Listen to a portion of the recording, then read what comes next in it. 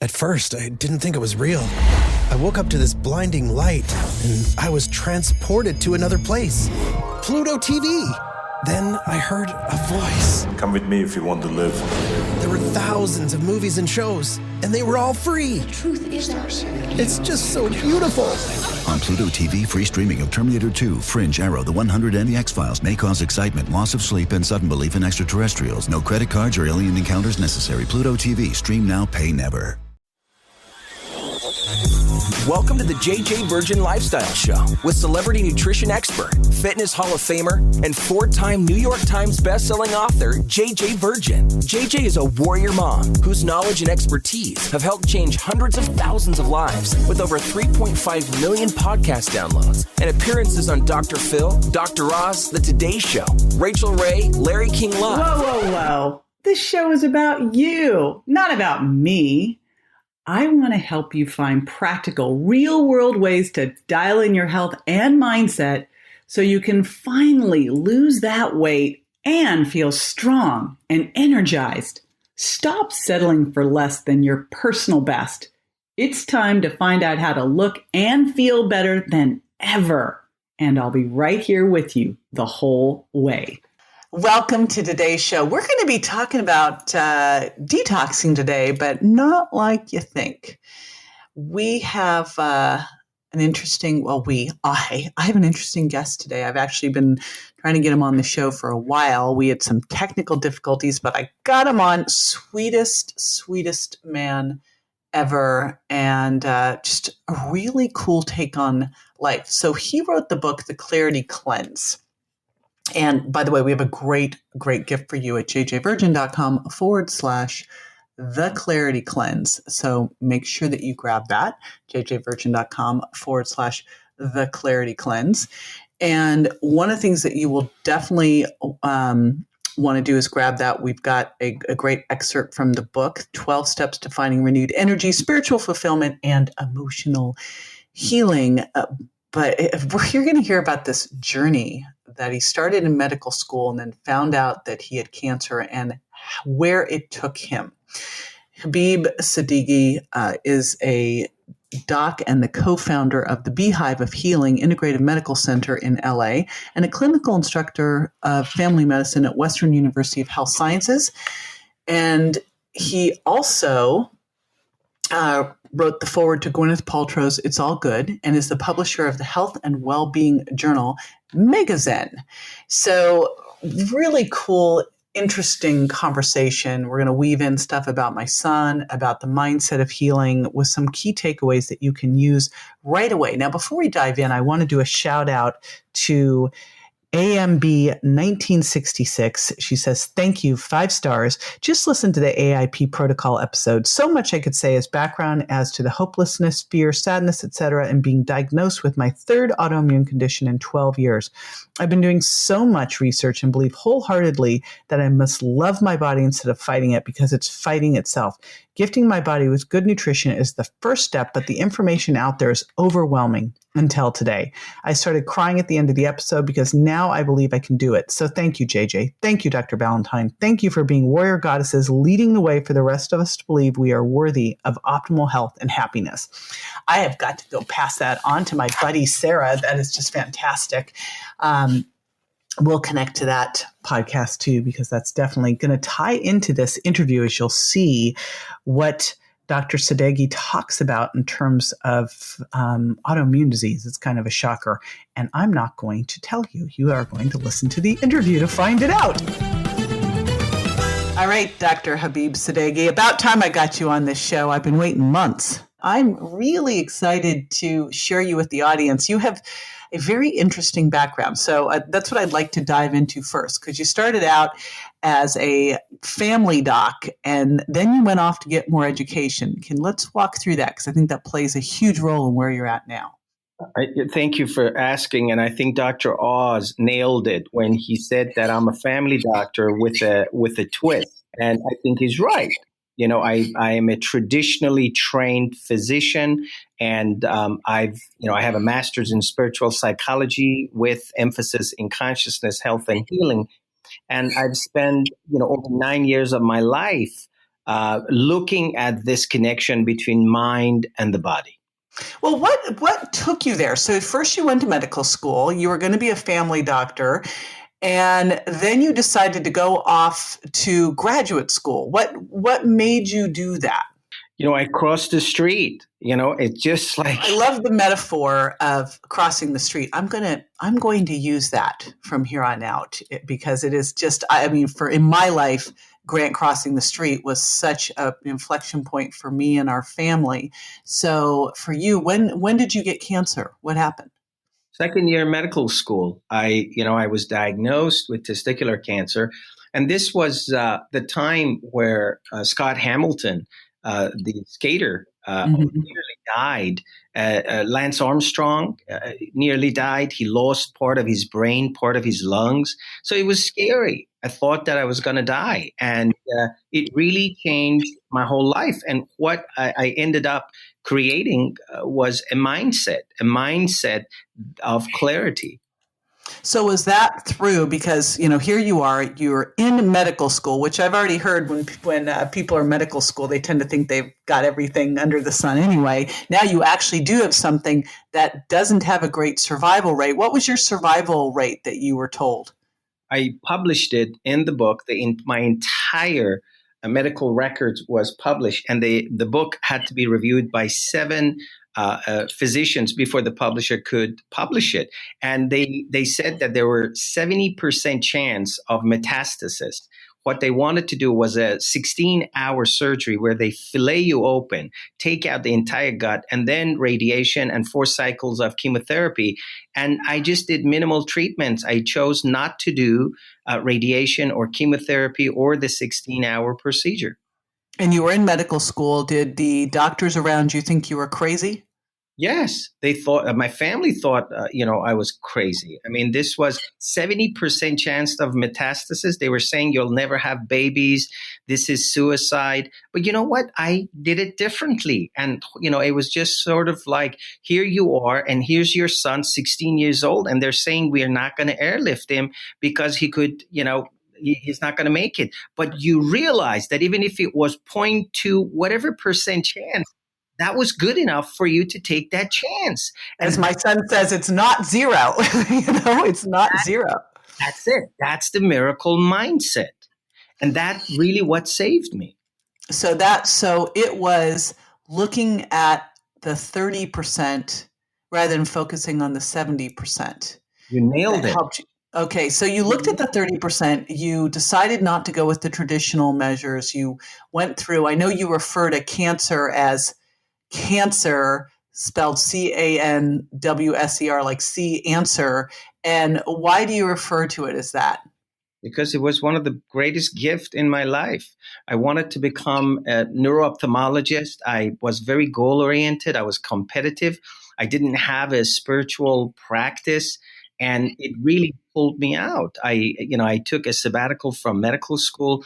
I ended up traveling through India, Europe, Mexico. I learned anthroposophical medicine. I learned about German New Medicine. Wait. What's anthroposophical medicine? That's right. Most people, when you tell them anthroposophical medicine, they think you sneeze. They say, bless you.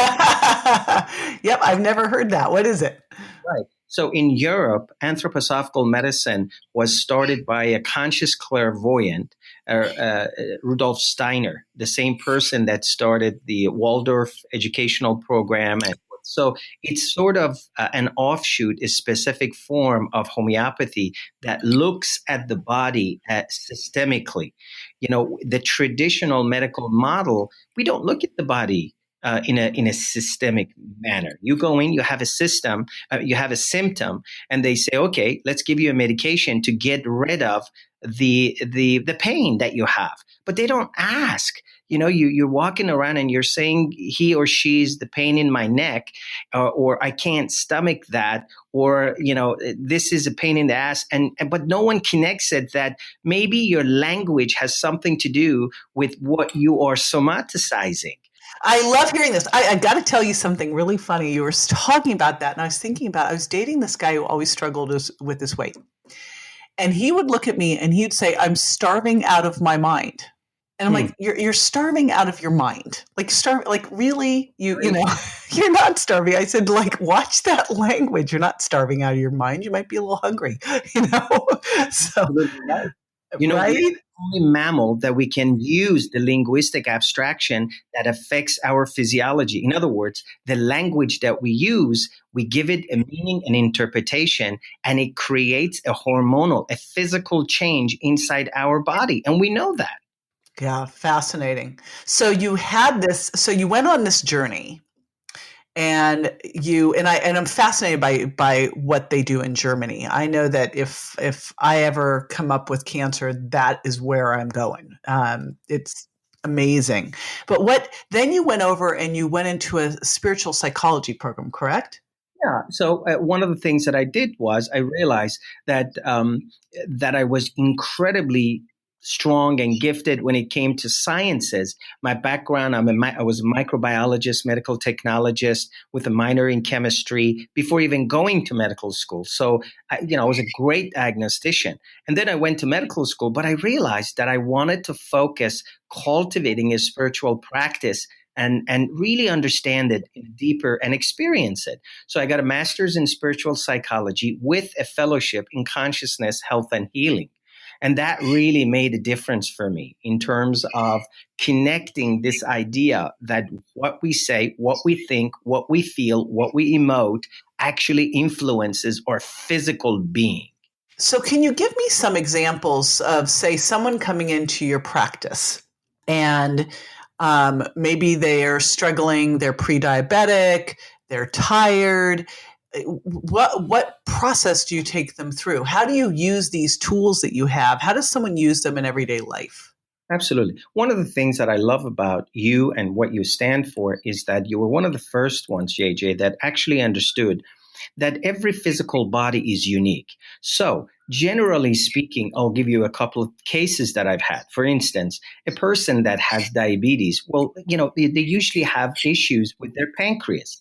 If you look at pancreas, if you look at the histology under microscope, we refer to it as islands of Langerhans. In other words, these are these tiny little islands that they're separated.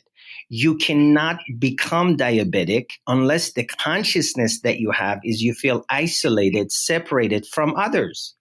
This is the whole pillar of anthroposophical medicine, where we actually believe that consciousness precedes phenotypic expression. In other words, first, there needs to be a mindset that is diabetic before you actually create a diabetic symptom. So with that, because, one of the things that I've had to really work with my son on, it's very interesting, him coming out of a coma. And I kept saying, you're going to be 110%. You'll be better than before the accident. And I listen to some of his languaging now, and he'll say, I don't feel like I'm doing anything. Like he'll be productive all day long. He goes, but I didn't feel like I did anything. Right? I didn't feel like I did anything. I said, but let's go back and look at the reality of what you think, what you did, what you did. Those are the facts. But yet, if you don't feel you did it, then you didn't do it.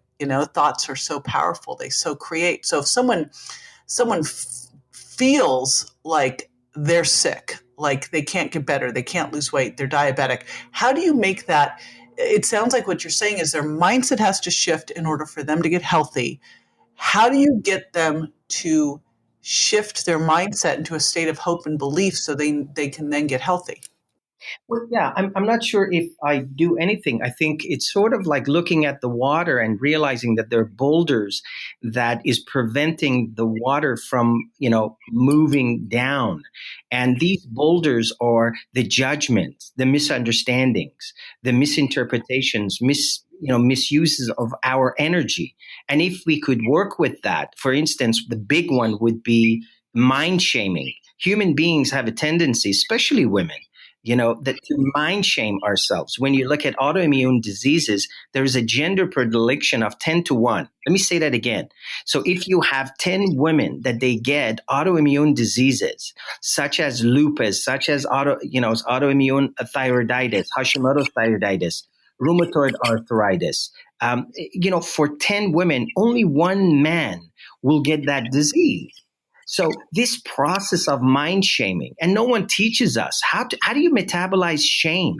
How do you metabolize guilt? How do you release judgment? How do you work with that? How do you use the language of forgiveness? So by teaching people first, really realizing what is their specific story in their biography that is dictating their biology, and then helping them, giving them the tools. And the tools could be as simple as a way of journaling that in the book, The Clarity Cleanse, I refer to it as PEW12, PEW-12, Purge Emotional Writing, 12 minutes a day, which is an unbelievable way of sitting, creating a cocoon or a revelation boots and just asking yourself, what's present for me? How am I feeling? Who am I pissed at? What are the judgments that they're present for me? What happened yesterday? Why am I so uptight right now? And by working with that and, a specific way of journaling that, it allows us to be able to access, metabolize any unresolved issues, emotions. And as you remove these boulders, the water of healing flows. I love that. So that is the Clarity Cleanse. And for everybody listening, the book is, and we'll link to this in the show notes, The Clarity Cleanse, the 12 steps to finding renewed energy, spiritual fulfillment, and emotional healing. And I know that you're going to be giving everyone an excerpt. And do you know Dr. Joan Rosenberg? No. I'm gonna hook you up. One of the things I love to do most is connect like-minded people. And this is the woman who, when Grant got hit, she would just come sit in the hospital with me. And, it was interesting as I was going through this journey with Grant, because some people showed up, people I never would have expected to show up, showed up, and people who I thought would be there didn't ever show up. And, at first I was upset, and then I realized, no, people are doing what they're capable of doing. This is not everyone can show up. This is a scary thing for some people, but she would just show up. And one of the things that she teaches, she has a book called 90 Seconds to a Life You Love. She teaches you how to feel these unpleasant feelings. And I think the two of you putting her work and your work together, I love hearing about this journaling. I think journaling is one of the most powerful things you can possibly do, but using it as a way to purge through these and get them out. It's like a journal detox, right? It's fantastic. And then you mentioned another thing, and you mentioned forgiveness. So I've got to pull that out too, because I know that is one of the most powerful things that you can do. There's two things I want to just address. So first one is forgiveness. I'd love your take on that and how you use that in your practice. Yeah, when, for 6 months, I looked at, most people are unaware, but under Department of Justice, there is a department called Department of Pardon, and it's usually headed by a PhD JD, an attorney who has a PhD.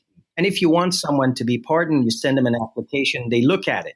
So what I specifically wanted to do was to look at the language of past presidents who had pardoned all these people. And it was just amazing to say, by the power invested in me as the president of the United States, I pardon X, Y, Steve, John, whatever, Jill.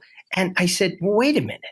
Wow, why don't I start doing that? So once I realized that I may have gone through, let's say, this process of cancer and some of the unresolved issues, some of the unresolved sexual experiences I had with an older relative and so forth may be contributing, if not causing, what I'm dealing with, why don't I go through forgiveness? So I created this ritual. Every single time I was under a shower and just about coming out, I would stand under the shower and allow it to baptize me. And I would use the language, I would say, by all the resources invested in my creation, I wholeheartedly forgive myself for all the judgments I may be holding against myself, and updating my consciousness that as I learn better, I'll do better. Do you have that written in your book? Yeah, there's a whole. That's beautiful. I'd like to model that, Habib. My pleasure. I mean, really, the whole essence of JJ to writing this book was I lost my brother, who was the most intelligent human being on the planet. He graduated from USC School of Medicine, top of his class at the age of 21. And he became an internist, cardiologist, interventional cardiologist. And he took his life. He had some challenges. And, the whole book is dedicated to his memory. So part of what the reason, the impetus behind the book was to really give back, because I didn't want to be just for certain elite. I want to be accessible, and I want to give everyone these tools that they can take on tomorrow and make a difference in their lives, because people are suffering. Well, and the nice thing is with these tools, they don't cost anything. This is something you can just put into your life. You can put journaling into your life. You can put forgiveness into your life. You can put affirmations into your life. These are all things that, one by one, you put them into your life. And these are the things that thankfully I had in place prior to my son getting hit, and that was one of the key things I really thought about as I was going through all this with my son is that what if I didn't have this in place? Bingo. Right? It's not that the time to blow up the life raft is not when you're drowning. You've got to have it there beforehand. You're absolutely right. The cover of the book is what you had. The cover of the book, The Clarity Cleanse, is just an empty cup. See, if you want to, I can give you the most precious tea, but unless you have a cup, you cannot brew yourself a cup of tea. So here you went probably through one of the most intense experiences of your life with your beloved son at the age of 16, but you had the mindset. The mindset is the cup.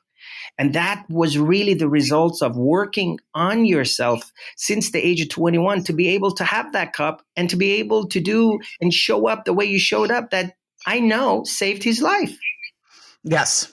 No question. And made him better and the whole family better because of it, which was just a decision that actually gave us so much peace, because if you thought this was just going to happen and we were going to be way worse because of it, then what's the point and where's the hope? I wanted to touch on one other thing, because you mentioned a little bit here earlier about being isolated and what role do you see community and those you surround yourself with playing in all of this?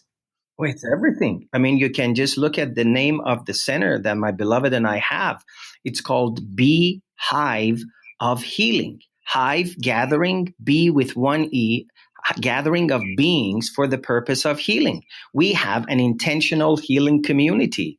We are social animals. Without community, we die. And I think one of the things that has occurred, most people think pornography has anything to do with sexuality. No, pornography is empty calorie. Social media is pornographic for me. That's why I've taken a sabbatical 2019, and I'm not going to be on social media to discipline myself and then to take a look at my own blood work and to see how it affects me. Oh, that's going to be a good one. I really think I love that line from Brene Brown where she says, comparison kills joy, stay in your own lane. And I think that social media makes us all feel bad. It just makes you feel bad. You look in there and everybody seems to be better off doing more cool things than you, and just makes you feel bad. It's just the only thing that I use it for now is for our groups so that we can communicate and support each other. The rest of it's ugh. So I'm right there with you. That's a very interesting research project. I can't wait to have you back on to hear about that. So I want to let everybody know you have the Clarity Cleanse. You're going to be giving everyone an excerpt from that. You'll be able to grab that by going to jjvirgin.com/Clarity Cleanse. And I will have more in the show notes as well. And I really appreciate your time today. I know it took us some while to get together here. We had some technology challenges, but it was well worth the wait. Thank you so much for the invitation. God bless you for doing what you're doing and what you stand for. Thank you so much, JJ. I appreciate you. Now, after the break, I'll be answering a listener's questions, so stay with me.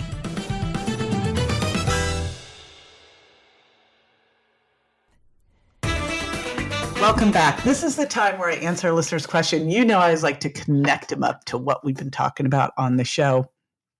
And this showed up the other day in my Instagram DMs.